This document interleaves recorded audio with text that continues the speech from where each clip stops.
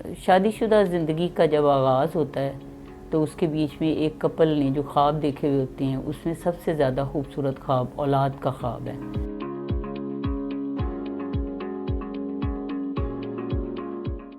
تو اولاد کا خواب جو ہے اس کو پایا تکمیل تک پہنچانے میں ایک گائنیکالوجسٹ اور آبسٹیٹیشین جو ہے وہ بہت اچھا اور بیسک رول جو ہے وہ ادا کرتی ہے۔ بہت سی معلومات جو ہیں وہ اب تو نیٹ پر بھی اویلیبل ہیں، لیکن جب تک ایک پراپر آپ خاتون جو ہے وہ اپنے آپ کو چیک اپ کے لیے نہیں لے کے آتی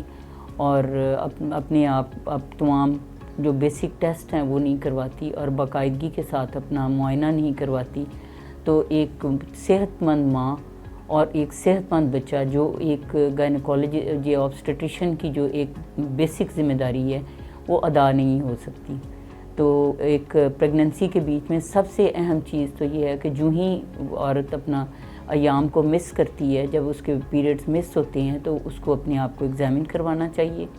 اس کے بیچ میں اپنے ڈاکٹر کی ہدایات کو فالو کرنا چاہیے، اس میں ڈاکٹر اس کی ہسٹری کے مطابق اور اس کی ہم تو اس کو کوموربیڈیٹیز کہتے ہیں، یعنی کہ اگر اس کو کوئی بیسک کوئی کسی بھی قسم کی کوئی تکالیف ہیں جس کے بیچ میں اس کا لانگ ہسٹری آف انفرٹیلٹی آ جاتی ہے، یا اگر اس کی شادی کو کافی دیر کے بعد اس کا پہلا بچہ تولد ہو رہا ہے، یا اس کو کسی قسم کی بلڈ پریشر کی، شوگر کی، گردے کی، کسی قسم کی جگر کی کوئی ایسی بیماری جو اس خاتون کو بچہ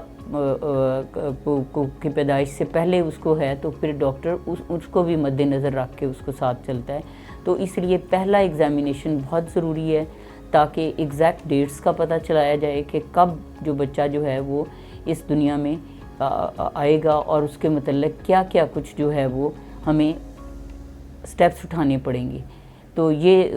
بہت امپورٹنٹ ہے کہ چیک اپ کروایا جائے، ٹیسٹ کروائے جائیں باقاعدگی کے ساتھ، اور اس کے بعد جو ہے وہ اس کا پلان کیا جائے کہ ڈیلیوری جو ہے وہ کہاں اور کیسے ہوگی۔